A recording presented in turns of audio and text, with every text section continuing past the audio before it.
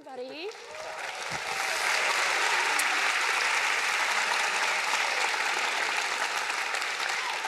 Adam and I were backstage and we're like, let's have fun, but not too much fun, because we can get a little bit wound up. And I'm going to try to just have a sober and serious conversation about your fabulous new book. I sincerely doubt that, but it's probably not going to happen. But we'll try. Okay, we're among friends. Adam, we have about an hour or what's left to have a conversation about your fantastic new book. And I have prepared questions myself. And actually, you have prepared questions. So we have questions from the audience, and I'm going to try to get to as many of those as possible. But I did take the interviewer prerogative to order the questions, and I'm asking my favorite question first. Adam, you dedicated this great new book to a friend of ours, Sigal Barsaid, and to use your words, she was a champion of hidden potential, and I wanted to ask you to tell us who was Sigal and how did she go about finding and bringing out the best in people? Sigal was a beloved colleague, professor, friend. I'm sure there are a lot of people in the room tonight who were touched by her in various ways. And I think the first time that I saw Sigal champion hidden potential was when we had a student apply to the PhD program who had a borderline writing score. And I think the whole committee— Like the GRE writing score. The whole committee looked at it and said, well, this is a writing career. You have to write papers. Like, probably not a good bet. And Sigal emailed the person and said, can you send me a few papers you've written? And she read them all, and they were phenomenal. And we ended up admitting the student just because Sigal went to that extra effort. And that student has gone on to do great things, and I think is a tenured professor at a peer institution now. And she did that all the time. Students would randomly cold email her and say, I'm applying to your PhD program, and she would schedule a 3-hour meeting with them to try to get to know them and figure out how she could bring out the best in them. And I just thought that was incredible.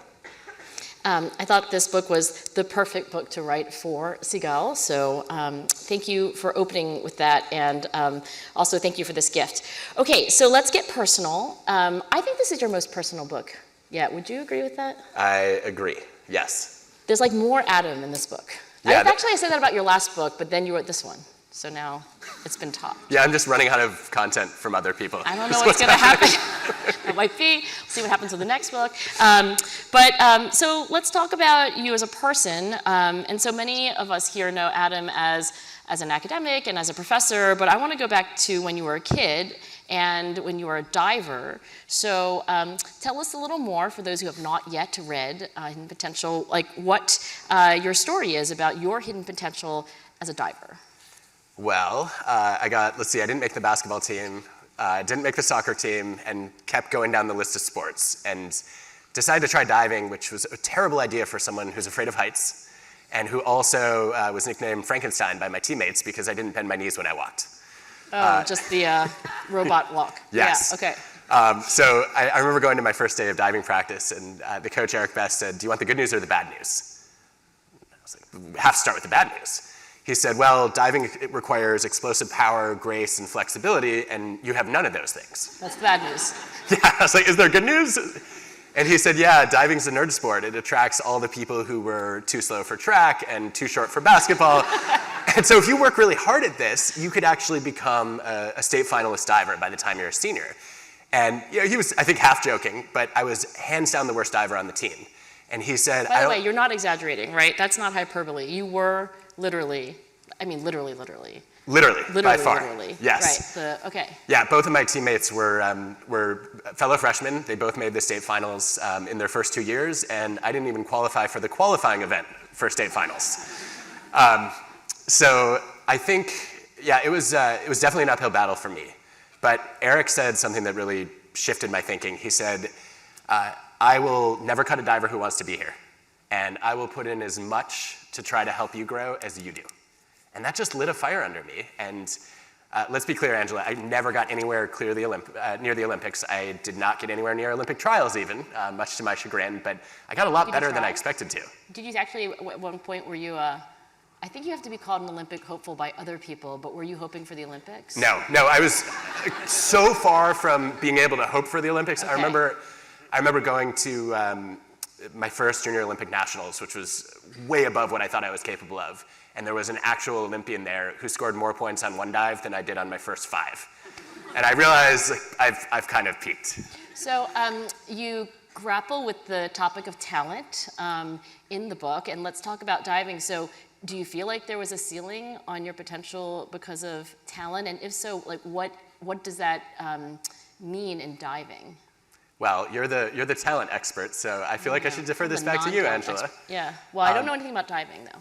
Well, I mean, I think there are some basic physical constraints. If I could jump higher, if I was more flexible, I would have been much better.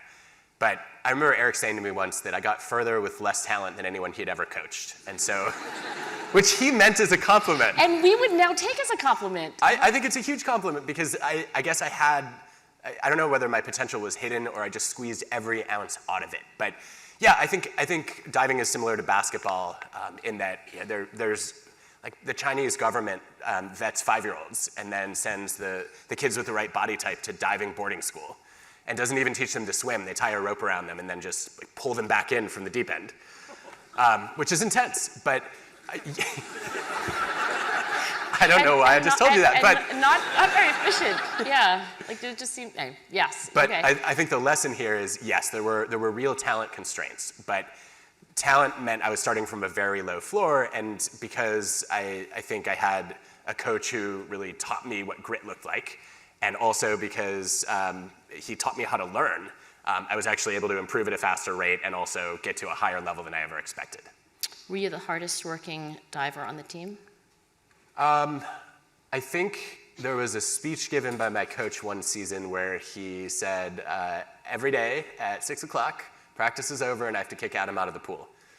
Because I would always say, just one more dive, one more dive.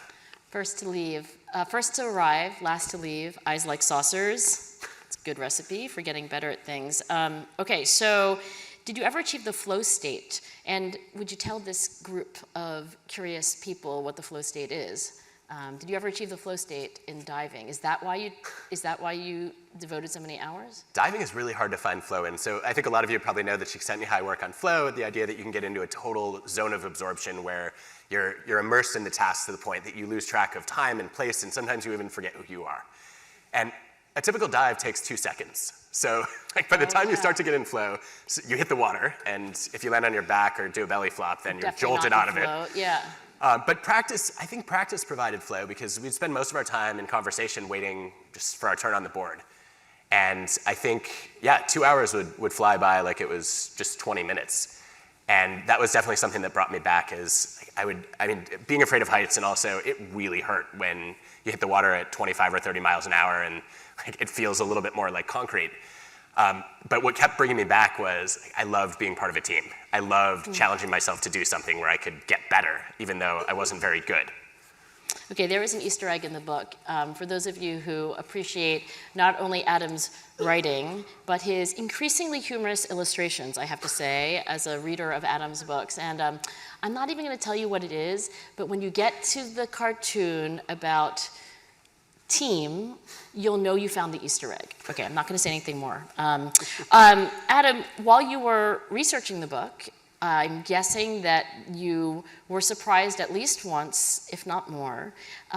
Tell me a story of something that surprised you in the course of this research. Well, I want to know what surprised you, because I have to say it's a little nerve-wracking thinking about this conversation because you've been studying how to bring out potential longer than I have. And I was curious. We're both curious about this topic. We love this topic. It's right? true. To be clear, yeah. Yes, but you started earlier in this field than I did, and you zeroed in on this topic day one. So what surprised you? Did you read anything you didn't know?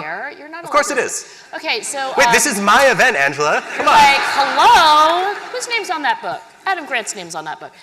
Okay, this is one of the things that surprised me. I think you do a great job of explaining the Finnish miracle in education, which again, some of our erudite audience members may know about, that the little country of Finland, which has, 5.5 million people, is quite a scrappy little country, quite a gritty little country, and for decades was on the ascent in terms of international tests of achievement, right? That kids would take, right? Elementary, middle school, and high school kids.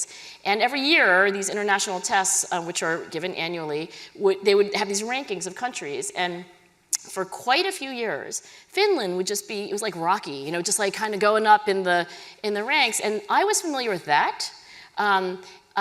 And I'd love you to say whatever you want to say about that.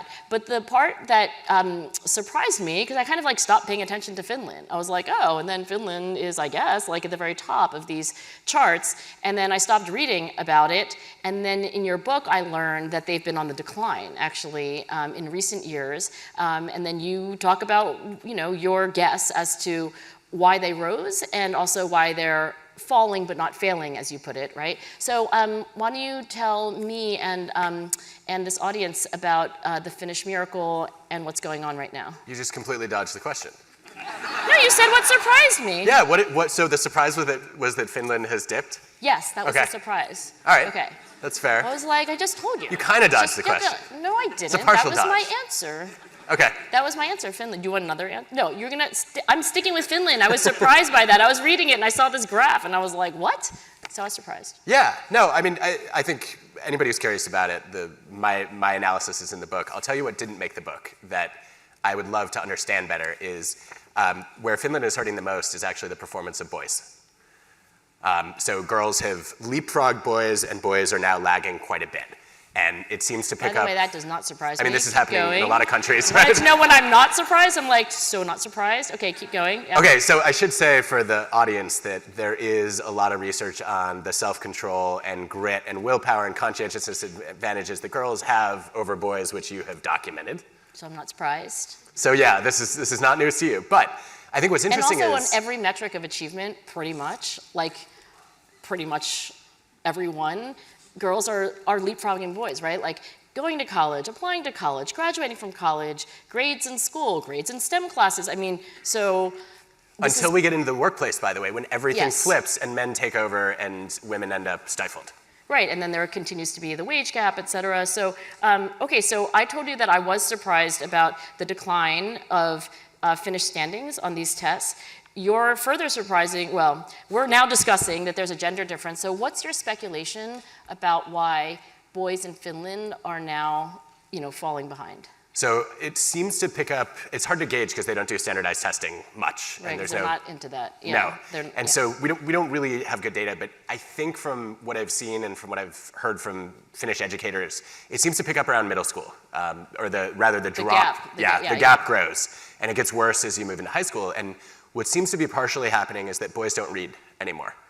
They think it's uncool, or it's not fun like video games. And one of the things I learned while reading this book is that, I didn't read the book, I wrote the book. I actually had to read it too for the audiobook. You probably read it too, exactly.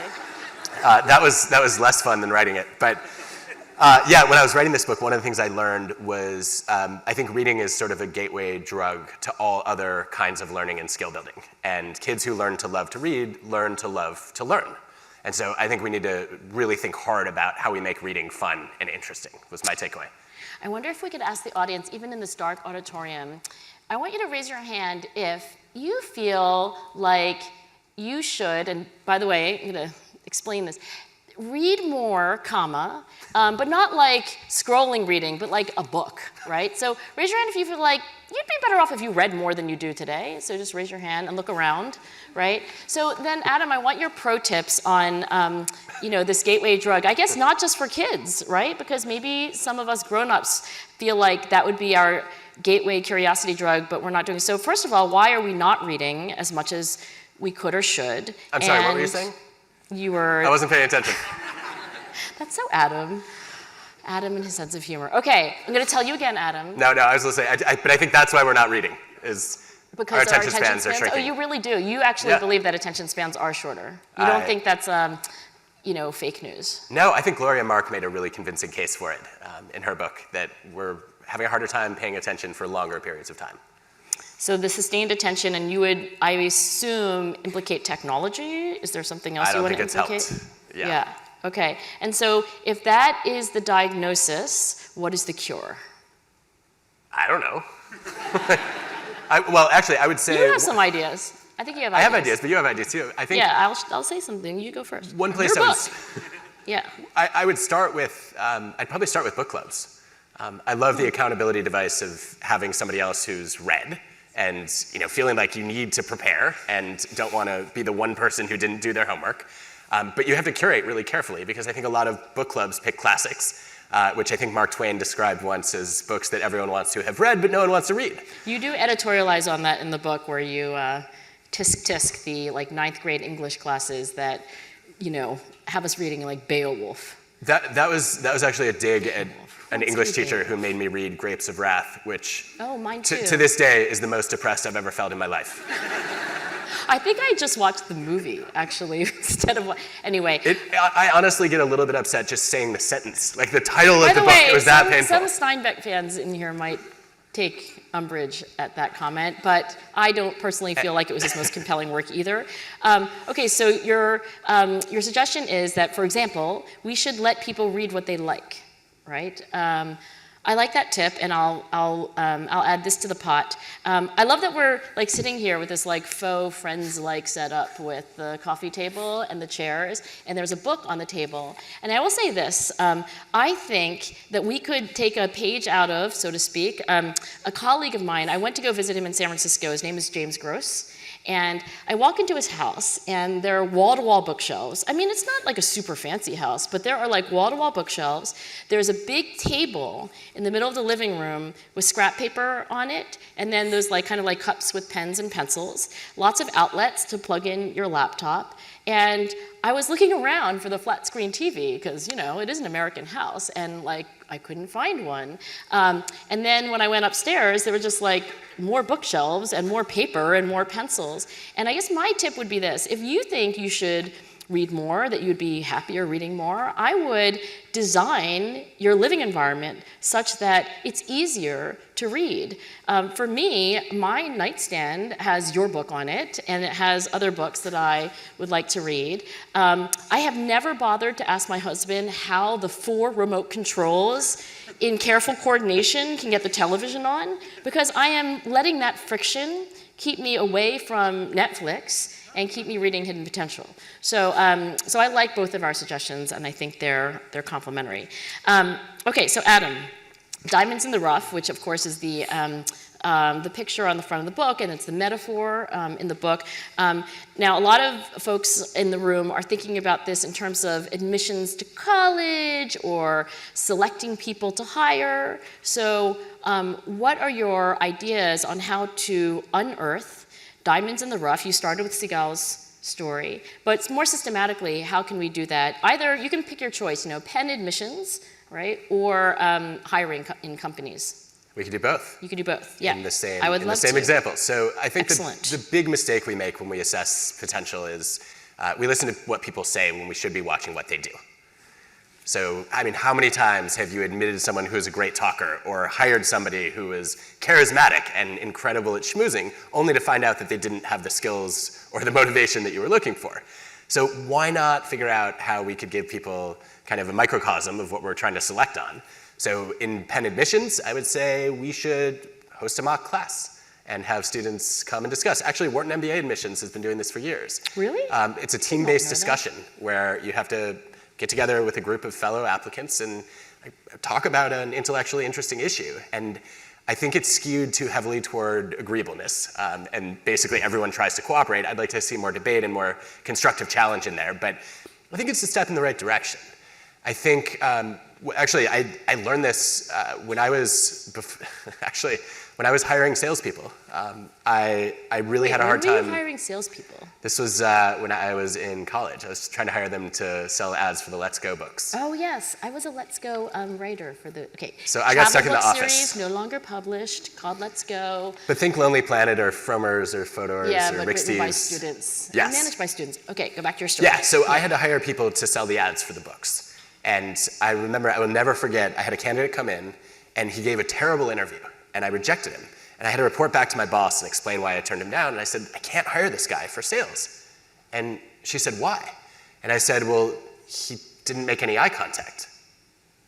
And she looked at me and she was like, you realize this is a phone sales job, right?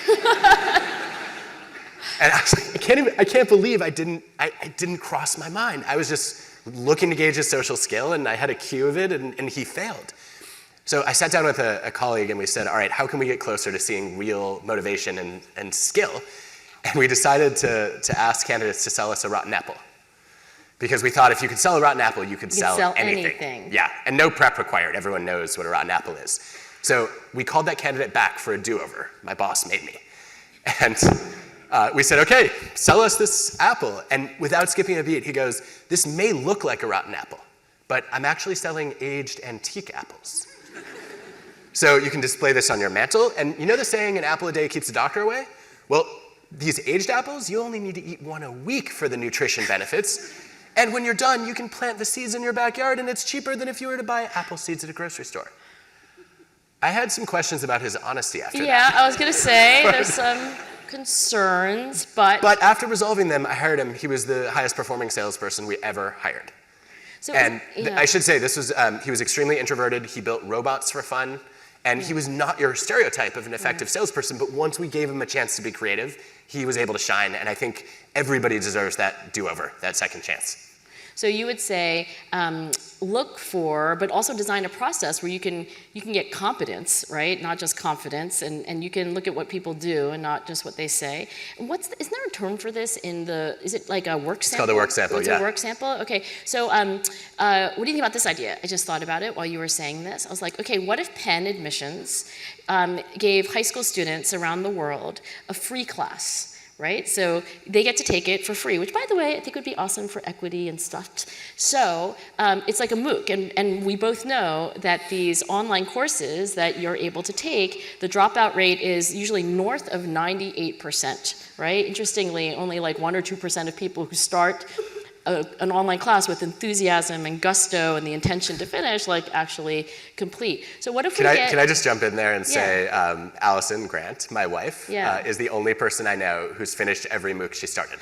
Can we have a round of applause for Allison Grant? Like, yes? Because she's that conscientious. Like, if I start something, I must finish it. Yes. The other person would be Jason Duckworth. So I'm just saying, like, there are some really conscientious people in the world who take notes. But what if we get, like kids around the world to be able to take a real Penn class taught by a real Penn faculty member, and then we can use that as the work sample. Like, as long as you have a phone, right, and you finish. And I think that's a good idea. What do you think about that? I think it would be fun. I think the problem is they're going to find out that we're looking at completion rates, and then they're going to try to game the system.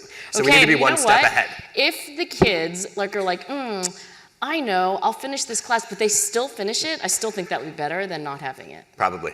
All right, we'll have to talk to Whitney Stoll about that, because she's the Dean of Admissions. And she has no idea that we just said that on stage. Okay, so... Whitney, it was Angela's idea, let's be clear. Whitney, we'll talk about it. Okay, so for those who missed it, Adam wrote an op-ed in the New York Times about looping.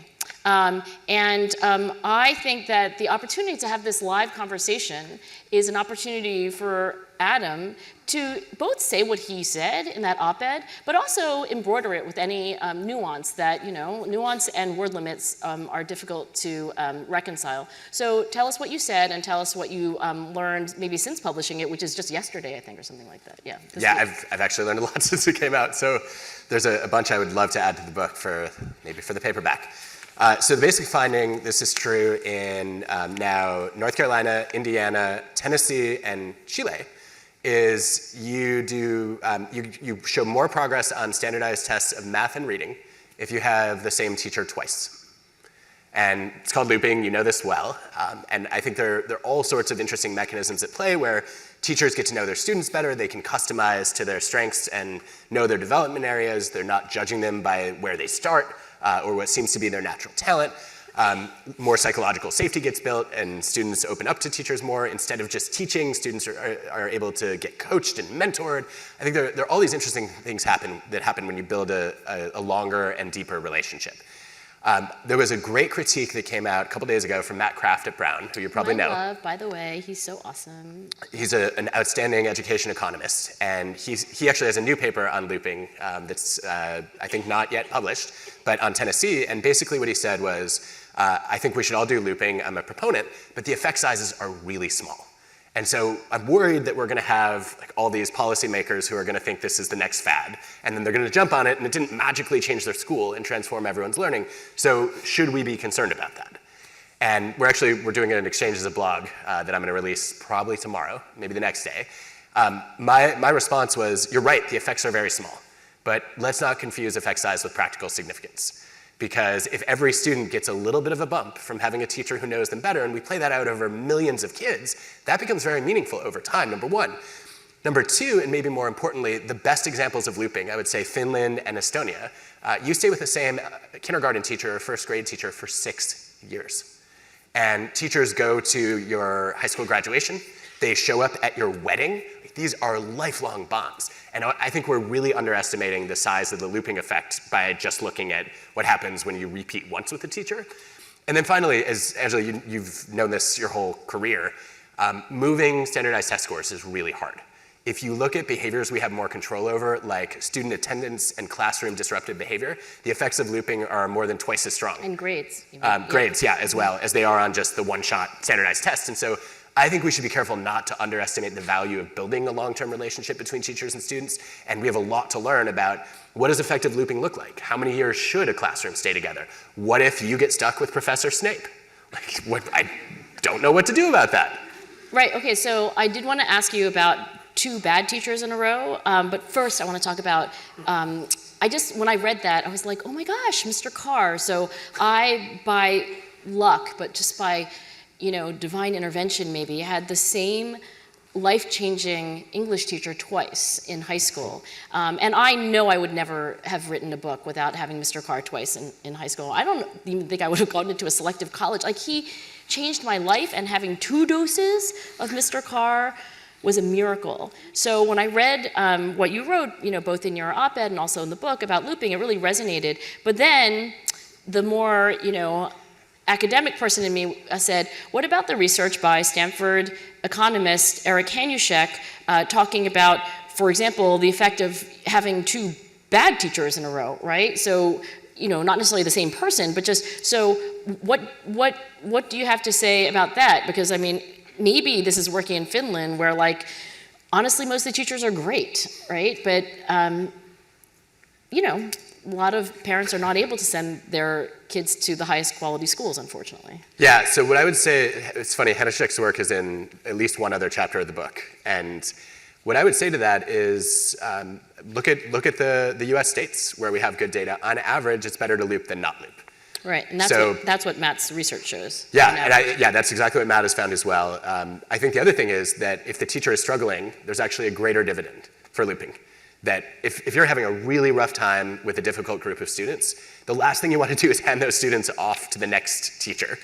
We want to benefit from the whole year of experience and knowledge that you've built up, and maybe the summer break too, so you can make a better plan for how to work with them. But I think on average, it may be a small benefit of a little looping, but it's also a very small cost, and I think the upsides seem to outweigh the downsides. I agree.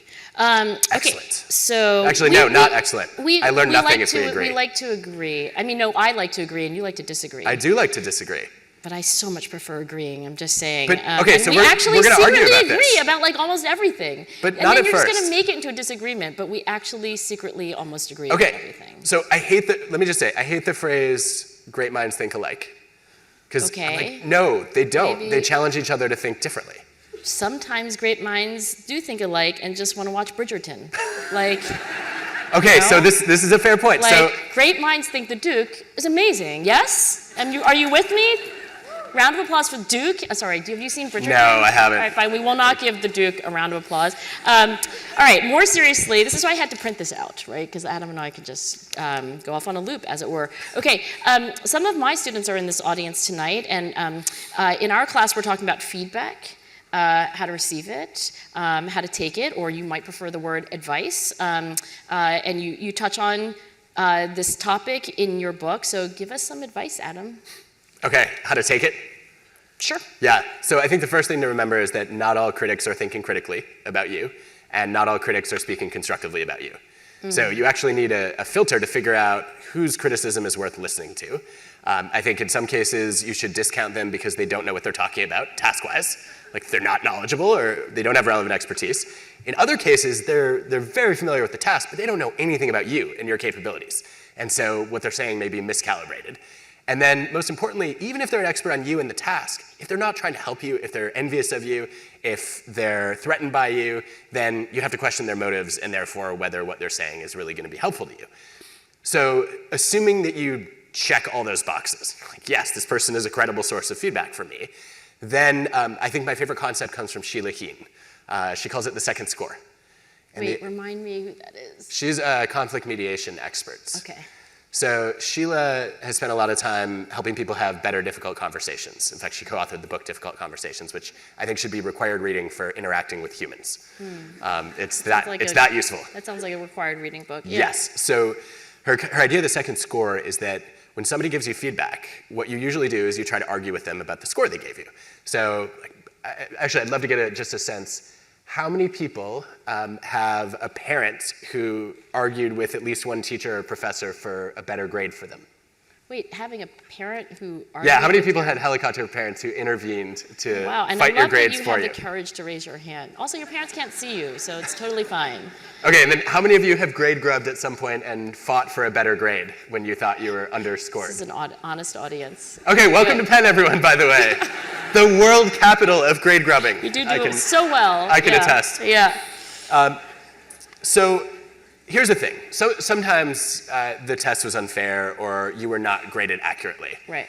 But a lot of the time in real life, what happens is somebody gives you a B+, and you spend all your time trying to convince them, no, this was actually A work. A-. Yeah. Well, let's go with A-. Okay, A-. B+. Fine. Yeah, okay, yeah. So yeah, you're fighting that, and that's your first score. The problem is, if it's a performance review, if it's a tough conversation with a friend, they've already determined that your behavior deserved a B+. And they're not going to go and regrade you. They're just going to claim that your explanations are excuses. And they're going to be really annoyed. Annoyed, yes, because you're not hearing them. Yeah. So the second score is the idea that instead of trying to change the first score, you should try to get an A+ for how well you take the second score. So this is where so I've been copying this from you for years, and it's from Sheila Heen. Sheila Heen. Yeah. So the basic idea is I get an B+, and I want to ask myself, how can I get an A+ for how well I took the B+? Right. First score, second score. Yeah. I mean, Excellent. probably the clearest example for me was, gosh, I was in my mid-20s. I was asked to teach a class for Air Force generals and colonels. And I walked in, and it was extremely intimidating. They were all twice my age. They had thousands of hours of flying experience, multi-billion-dollar budgets, and just like Top Gun, they had nicknames like Striker and Gunner and Sand Dune. And so you walk into the classroom, and you're like, yeah, Striker, like, what do you think? It was not the friendliest teaching environment I've ever been in. And I felt really underqualified, and at the end of it, the feedback forums were brutal. I remember one of them writing that there was more knowledge in the audience than on the podium. And I was like, facts. Yeah, I mean, there are more of them than there are of me, and they have a lot more experience. Of course there are, that makes sense. But then I kept reading, and another one had written, I gained nothing from this session, but I trust the instructor got useful insight. Devastating. Yeah. So what do? I want to quit at that point. Like, I am not cut out to teach Air Force generals and colonels at age 26 or 27. Like, this is not for me. The problem is I've already committed to a second session with another group of them a week later. And this is the closest I had ever come to serving my country, and I felt like I can't bail now. So I have to figure out a way. Pretty safe way to serve your country, yeah. It felt like it, but it didn't, not so much afterward as I got crucified. But afterward, I said, okay, I just learned about the second score idea, and I said, all right, I can try to get an A+ for what I got a D- from them. It was, I mean, they hated the session. Yeah. What did I learn? I started going through the comments to see who actually had advice for what I could do differently next time. And there was one suggestion. One person said, I think you lost the audience in the first minute. I was like, oh, that's interesting, because I don't have time to reboot the next 4 hours of content. I literally put everything I know about leadership and motivation into that 4 hours. I'm glad you have a minute's worth of changes for me. And the comment went on to say, you opened by trying to establish your expertise. And we're not going to buy that. There's an elephant in this room. You were a kid, and we were a bunch of highly experienced adults. And I thought about that. I thought, okay, this is a really credible note that I can take. So I went in the next week. I prepared basically the same 4-hour class, but I opened completely differently. What'd you do? I walked in, and I looked right at Sand Dune, who seemed like the friendliest one. And I said, all right, I know what you all are thinking right now. What could I possibly learn from a professor who's 12 years old? They did not find it amusing at all. They just stared me down. And then after what felt like an eternity, one of them piped up and said, "That's ridiculous, you gotta be at least 13. And everyone burst out laughing, and it broke the ice. And I more or less taught the same material, but instead of trying to be on a pedestal, I think, trying to show a little bit of humility and recognize I was not the most, and a little bit of humor. Humor works every time. It was a completely different session, and the feedback forum said, oh, junior in experience, but he dealt with the evidence in a really interesting way. And the professors get younger every year, and it's so fun to learn from the people we have to lead and manage. So it really did change things. For the better. Yeah. Wait, what's that name thing? What's that thing? Call name? Call striker? What's that thing? Call sign. What would yours be? I've never been asked that question before. I was hoping to ask Adam at least one question he had never been asked. And I was told on the way over here that it was call sign precrastinator. Precrastinator. Because? Because I like to start things several months early, which was annoying to my college roommates. Interesting. Are you still a precrastinator? With things I care about only. Interesting. Okay, then you'll know if Adam likes the project you're working on, because you'll be looking for precrastination. Okay, well, this may be the same question, but I want to ask it anyway. You just talked about this teaching experience in your mid-20s, and I wanted to ask you what the low water mark was for your professional confidence. Like, if you are willing to be a little vulnerable with us tonight, like, what is a time where you felt terrible? And I raise this because Adam and I were on the phone a few months ago, and our agent is in the audience, our beloved agent, Richard. And both Richard and Adam know that I hit my low water mark last year. On a scale from 0 to 10, my professional confidence was -3. So you were very kind, and we talked for more than an hour about me and your ideas for how I could, come out of that. But I want you to tell a story of when, and unless you're just like I just did, but could you tell a story about that? Yeah, definitely. Well, first of all, I obviously felt really bad that you were struggling. But there really was super struggling.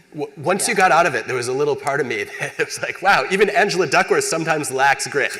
Yes. This is reassuring to all of us, right? Believe me, I said the same thing. I was like, yeah, apparently. So you should definitely write that story into the project that we're not going to talk about. Into the BOOK that I'm supposed to be working on. But anyway, back to you. Tell me about your confidence. I think the moment that's jumping out right now is I finished grad school, I was supposed to go on the job market, and I had to give a job talk, right? So you give a presentation on your research, which a bunch of then critical faculty use to vet both your expertise as a future scholar and also your teaching skills. Yeah. And so there's a lot of pressure on every element of what you're bringing to the table. And I did a practice talk that had 2 attendees. Allison was there, and my dissertation chair, Jane Dutton. And I remember it was about a 45-minute presentation, and I remember finishing it. And Jane's face went from really upbeat and enthusiastic to looking like someone died by the end of it. And she's very expressive. She did not mask her responses or know that she was showing them. And I knew it had not gone well. And Allison was just sort of looking there, I think, worrying about me. And I don't remember the exact words Jane used, but she was like, this is not a representation of anything that you've spent the last 4 years on. Oh, that was her complaint. Don't do this. This is bad. And she told me, basically, I was not, I did not put my best foot forward. And I remember leaving that session asking Allison, will I ever get a job? Will anyone ever employ me? Yeah, I mean, it is hard to communicate the emotion of something like your practice job talk for the. Yeah, that was painful, and I think. And then what happened? Well, I remember Allison saying, this is not, they're not all going to go like that, and when you have an audience as opposed to just 2 people listening, it's probably going to be more natural and more interactive. And then she gave me a bunch of tips on how to change, to start with a story as opposed to a study, and try to draw the audience in, This is from Allison or from your Yeah, advisor? from Allison. She said, most of the audience doesn't study what you're talking about, so connect to something that they can all relate to. And I started there on my next practice and felt like, oh, this is going okay. And then there is the happily ever after, but here we are at Penn and Wharton, so we know what that is. Okay, I'm going to take some questions that were sent in advance from the audience. Adam, you talk a lot about diversity in the workplace and how teams thrive with different viewpoints. Can you comment on the recent ruling against affirmative action and whether you believe this will improve or hinder the quality of higher education in the United States? I can. Next question. Okay, and then it says, please explain. Yeah, I mean, actually, I would say skip to chapter 9, because I wrote about it before the ruling and didn't end up changing a word because I feel like my job was to look to the evidence and ask, what does the evidence tell us about affirmative action? And I think what's clear from the meta-analyses, studies of studies, we're looking at randomized controlled experiments and longitudinal studies as well, is that even the beneficiaries of affirmative action experience it as a double-edged sword. So on the one hand, it gives people a chance who have been unfairly denied opportunity, and we have to find better ways to do that. It is unacceptable that we've failed at that in many, many ways. As a society, yeah. Yeah. But on the other hand, if you get admitted to school or hired in a workplace that's known to have a version of affirmative action, you carry stigma. You doubt yourself more, and other people doubt you more too, wondering, did this person really earn it? And that actually hurts your grades in school. It hurts your performance reviews and your promotion trajectory at work. And so there was actually in a different chapter I wrote about Samuel Barnes, one of the first black naval officers who then went on to become one of the leaders of the NCAA. And he, I think it must have been at least a quarter century ago, he was asked to weigh in on what do we do about affirmative action? And he said, I don't have an answer. You're damned if you do, and you're damned if you don't. And that, I think, is what the research tells us. It's really unfair if you don't do it, and it's unfair if you do it too. I think the best workaround I've come across so far is we've got to start looking at individual experiences of adversity and disadvantage instead of just assuming that the group you belong to is a proxy for what your life experience has been like. So I think the UK has some good precedent on this. They'll compare your GPA to your neighborhood so that we can adjust for socioeconomic status and poverty. They'll adjust for whether you got free lunches, for example. I think that seems like a helpful step, but I don't have any magic bullets. Next question. Adam, what do you think of the fact that so many students are prepping for careers in consulting? This is a very Penn Wharton thing. Did you know, Adam, that the word case has become a verb? Like, yes, to case. Yeah. Like, to case is just to like prep for these like McKinsey interviews or whatever. Which is funny, because I always thought if you're casing a place, you're preparing to rob it. Yes, it's a new, you gotta go to the Urban Dictionary for this one, or okay. maybe the Penn Dictionary for this one. So can we just get a show of hands? How many of you are undergrad or grad students right now? At Penn. Or elsewhere? Okay, and how many of you are applying to consulting jobs? Or at least considering consulting right now? All right, not that many of you. I don't have a problem with it. But I would be concerned if most of you wanted to stay more than 2 years when I think the learning curve is over. But I think Angela, you started your career in consulting at McKinsey. I had it like 11 months at McKinsey. I don't know if that counts as anything. But we could round up to 1 year. You stayed long enough so it looks like you were there for a whole year. I could say, on your I resume. could throw that around. But, yeah. No, yeah. But you think these like 2-year things where you go and you are an apprentice, and it's a structured program, like you can learn a lot and you have no problem with that. Yeah, I mean, I'd love to see the natural experiment. There's a big self-selection problem in who goes to consulting. But I think the skill building that happens there between analytical and interpersonal skills and also having to do a lot of upward influence with senior clients, it's a little bit like my Air Force teaching experience. Yeah. I think influence without authority is a really good learning experience, and you have to do a lot of it there. So that plus structured mentorship, I'm not a fan, but I think it's also a great way to delay your career indecision for 2 years. And then you finish your 2 years of consulting, and you're like, now what? And you're exactly where you were 2 years ago, except now you have more impossible expectations for your income and exactly how perfect this job is going to be. And so you've limited your options as opposed to broadening them. But I hear from a lot of students who regret having not thought about that when they took their consulting job and thought they were good. Here's another question from one of our curious audience members. Adam, what are the biggest pitfalls to performance/unlocking potential that you see in undergraduate student populations, for example, here? So what are the pitfalls? Well, okay, to pick up on the consulting theme, the number of students that I have had agonizing, wasting hours, days, sometimes weeks about, like, should I take the offer from McKinsey or BCG, is staggering. And I want to sit them all down and say, you realize there is not an objectively better firm. Right, it doesn't matter. McKinsey will tell you that they call themselves the firm as if there aren't any others, which is comical. But there's not a magical hierarchy of, one place is going to be superior in terms of status or growth or whatever you're trying to optimize on. There's not an objective best, there's a subjective best. And so I think there's actually a ridiculous amount of energy wasted comparing lots of job offers and then trying to figure out which one is going to be right, as opposed to saying, let me have 2 or 3 criteria for what my values are, and then I'm going to choose the firm that seems to fit those best, which is Bain, by the way. Oh, wait. Highest rate of happiness of the alums I've taught for 15 years, by far. You're like wow. That was I'm just literally feeding it back. I feel like we all just heard like a big secret or something, like, whoa. Well, here's the thing. You introduced me to the head of BCG like 5 years I ago. love BCG. And you gave me a okay, just saying. But I will say, when I hear from students year in, year out, the McKinsey ones are kind of ambivalent, the BCG ones are mixed. And without fail, everyone at Bain comes back and says, I did not like the work, but I love the culture, and I feel like, I love the people, and I kind of want to stay. And that means something to me. Okay, I also secretly love Bain. But anyway, okay, next question. I think somebody is from Bain here, because they just clapped. This is a question about companies. Adam, how do companies fail at unlocking hidden potential with their employees? So I guess it's a pitfall question about companies.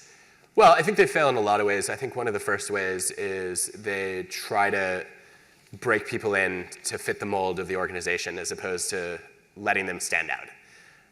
We have a podcast episode coming out on this on my work-life feed where we're looking at what does it take to see somebody's hidden potential and allow them to actually be distinctive from day one. And one of my favorite things to do is called a personal highlight reel, where in your first week on the job, you're asked, imagine that you're going to be on SportsCenter tomorrow, and it's the highlights of your life or your career, like the moments you're proudest of when you were at your best. And your job is to share those with your manager and the rest of your team. And it turns out when people are given a chance to do that, they both feel like they stand out, but they also fit in because people start to see them as unique human beings and value them, and that boosts their performance and makes them more likely to stay as well, which is a win for their companies. Here's one more question from the audience. Adam, how do you plan out your day/week/month/year to accomplish so much? And I just modified that because I was like, oh, I love that question. But I added this. Adam, I want to know a day in your life, beginning with when you wake up, and please timestamp it. So go. This sounds incredibly boring. Come on. No, I love this question. I mean, what kind of day are we talking about? Are we talking about a teaching day, a writing day, a research day? You can pick. All right, so a writing day is I'll probably wake up between 6:30 and 7. I don't do any work until our kids are off to school. And then I'll usually just start with my biggest writing challenge. And the goal is to write until I have nothing left to say. And then I'll stop and answer emails. Wait, your writing challenge is that you write about the hardest thing that you have to write about, or just that you have to write? No, I take on the hardest piece of the writing. The hardest first. thing. Okay, you do the hardest thing first. Okay. Yeah, I want to. I'm a morning person, and so I want to benefit from my best analytical and creative thinking, and I also want to feel like I got over an obstacle today. Yeah, you put the speed bump first. Yes. Okay, wait. And then Jerry Seinfeld uses a blue Bic barrel pen and a yellow legal pad, and he puts his coffee cup right there. Do you do any of those things? No, I just type at a keyboard. You just type at a keyboard. Yeah, got nothing. All right. So yeah, then I'll finish. I'll probably answer a few emails. I'll feel like I'm overdue to post something on social media. And then once that's done. By like 10 in the morning, I'm overdue to post on social media. People reach out and they're like, where were you today? I expected you to share a study or say something. On social media. I think you should do my posts on social media. I think I should not do anyone else's posts because it's already work to do my own without getting canceled daily. But. Okay. And some of you have tried, by the way. Yeah, that's right. Thank you for that. Who you are. But no, I think usually then I'll pause for a workout, actually like breakfast, lunch, brunch, whatever it is, and then work out. And then wait. We want details. What do you do for your workout? Usually run 4 miles or lift weights for an hour, and then depends on the day. Lot.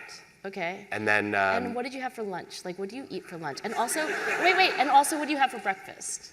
Why do you care? I really care. Super care. I don't know. I like frosted mini wheats. Really? So, yeah. What % milk are you? Skim, for sure. The rest. Skim milk Yeah. and frosted mini wheats. Okay, try not to pass judgment. And then what's what's for lunch? Well, David Sinclair told me to stop eating lunch.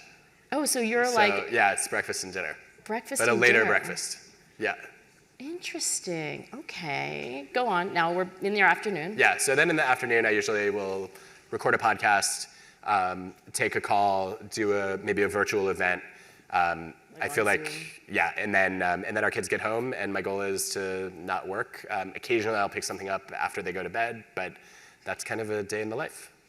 I'm not going to make you tell me what you have for dinner. Thank you. That's a for gift. That. You're welcome. Okay. I wanted to ask a couple. Did that answer your question about getting things done, though? I feel like I said nothing. Oh, yeah. Wait, sorry. Did you say anything that had anything to do with hidden potential? I don't know. Do you want to say anything about your daily routine? I don't know. Let me ask you this. So whenever people ask productivity questions, I feel like I have a bad answer to that. We've worked together a bunch over the years. Yeah. I have something I learned from you on productivity. Is there anything that you've observed that I should be aware of that I do as a habit? That I could learn from you? Maybe. I think you're an incredibly efficient person. I think that you don't do things that don't have a specific goal. I think that at any given time. Why would you? See? See what I'm saying? But not everybody's like you, Adam. Some people just want to like exist for a few minutes without a goal. Wait a minute. Okay. Says the person. Right? Okay, you're going to regret that statement now because this is said by the person who, I remember we were at a conference years ago, and a colleague of ours asked, do you brush your teeth before or after you shower? And you said, in the shower, it saves time. Yes, I do. That's so true. And I know who you're talking about. It was at McNorton, right? It was. Yeah, Harvard Business rituals. School. Yep. Yeah, interesting. It's a great thing to So do, who wants by to the just way. exist? Come, try it. It's amazing. All right. Oh, actually, I have switched it, though. Do you know what my new one is? Okay, so in my class, we're learning habits, and now I have a Sonicare, and I do reverse lunges while I am brushing my teeth, and now I do all my PT. Because, all right. All right, next time you make fun of me for not existing for a few minutes, like, You're gonna toothbrush pull that lunges. You're going to be like, Hypocrisy, I anyone? remember you. Oh, yes, remind you. Okay, wait. All right, we have a few more questions, and then we're going to do a lightning round, and then it's going to be time for everyone to go home. Adam, I think you and I agree, and this is my question, that unlocking potential isn't just about talent. And you use the word character skills. And you have an incredible story about an Israeli call center and its gritty and resilient story. So, a gritty and resilient employee. So, could you share a little bit about that with us tonight? Yeah, Call Yachol, Guy Winch. I think this is brilliant. So he started a call center to prove that people with disabilities are underestimated. And the name of his call center translates to able to do anything. And so it's his proof of concept. So he hires people who are neurodivergent, who are blind, who are deaf, make a list of all the disabilities and learning disorders that you can think about. And his goal is to bring people in and bring out their hidden potential and then prove it to the rest of the world. So how does he do this? The way he does this is he asks you at the end of a job interview, how do you think that went? And if you're not happy with it, he gives you the do-over that we were talking about earlier. And I think it's been just I actually think every organization and every job should do this. We all need a do-over. But the other thing he does is he has you fill out a questionnaire first about your strengths. And then they gear the interview around what you think you do well, as opposed to playing gotcha with brain teasers. So they walk you in, and your interviewer is a literal host whose job it is to help you put your best foot forward. And I think I would love to see that be the norm. You use the word character skills throughout the book, and I think we also agree that character is not an outdated term. We think it's timeless. You even run a character lab. I hope it's not outdated. A little nonprofit called Character Lab. And I think we agree that it's not necessarily a judgy term, although some think it is. It's aspirational. So put on your marketing hat, Adam. How can we rebrand character? I like the Godin idea that we should call, like what we used to call soft skills, human skills, which in an age of AI, we're going to need, because there's a lot that's getting automated and outsourced. So the new term is going to be human skills. You want to replace the word character with human skills? Maybe. I think I prefer character skills for probably a lot of the reasons that you do, but I think a lot of people confuse it with virtue. So. Okay, there's this one question that I love before we get to the lightning round, and it is from the audience, and I'm going to read it verbatim, and it'll be our last question before the lightning round. Okay, it is wonderful to see the mutual admiration society that exists between Adam Grant and Angela Duckworth. Somebody anticipated that, okay. Yeah. What tips do they have for maintaining their professional relationship and/or supporting each other to leverage their potential? Okay, I'll give mine first, which is, we met when I was doing my job talk here. Yes, how long ago was that? It was in the fall of 2008. So it's been 15 years. 15 years. Yeah. Happy anniversary. Right back at you.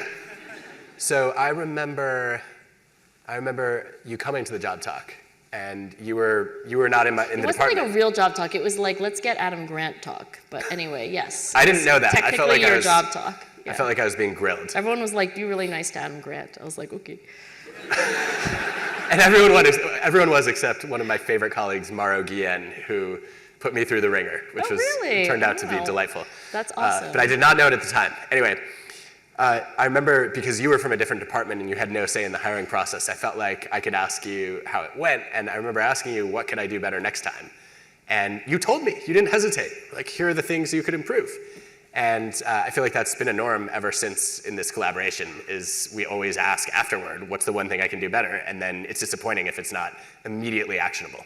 Okay, and I think I copied that off of you, correct? I think you started doing that, and then I was like, I'm doing that. So every time I give a talk, like I gave a talk today, right? Flew in from Austin, and we had a plan B for tonight in case my plane didn't arrive. But I copied from Adam, and it's a habit, right? So as soon as I have the opportunity, like maybe it's in the Uber on the way to the airport, or maybe it's when I get to the gate, I send a note of gratitude to my hosts with one thing I specifically appreciated, and then I always ask them for one piece of advice for just anything that I could do better. And I think I copied that off of you.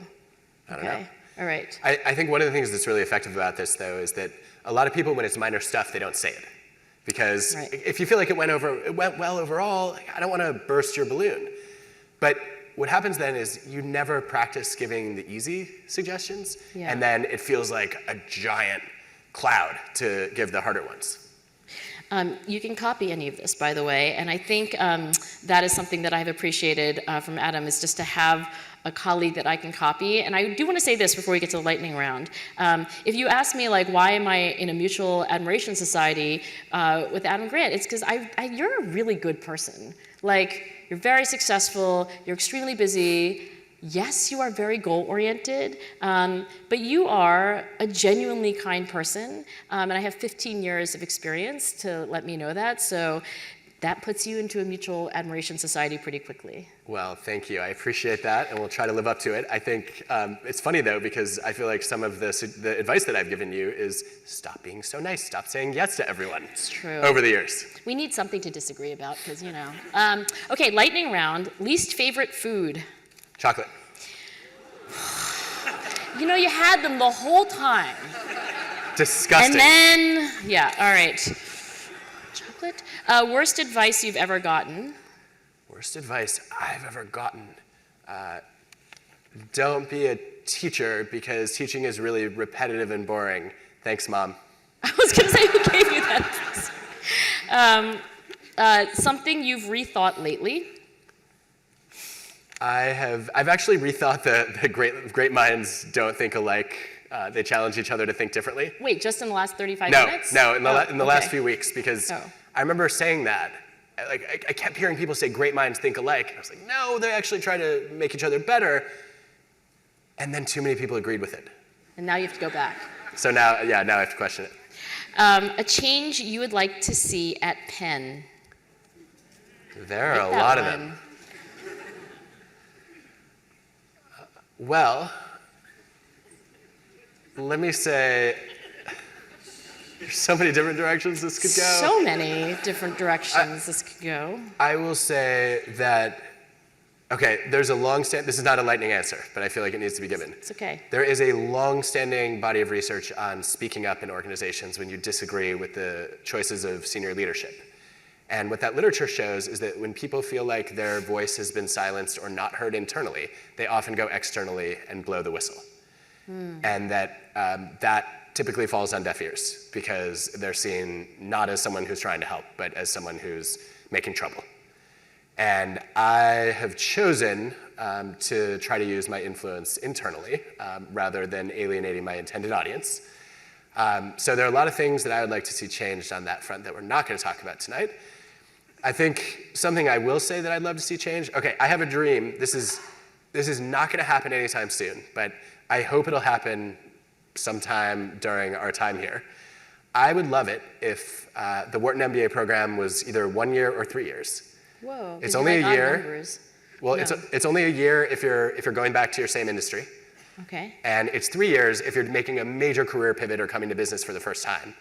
And I would also evolve our undergrad program so that Wharton is only a minor, not a major, and you can only start it as a junior, so you have to get a real liberal arts education. Wow. I think you're going to get a round of applause for that one. And the last question is perhaps the most weighty. Waffles or pancakes? Oh. This one has an obvious answer, Adam. I think it depends. Don't overthink it. It depends. I'm going to say waffles if they're not Belgian. I'm going to give you partial credit. Round of applause for Adam Grant. Thank you. Well done. Thank you all for coming tonight. If you're my student, I love you. And if you're not my student, I love you too.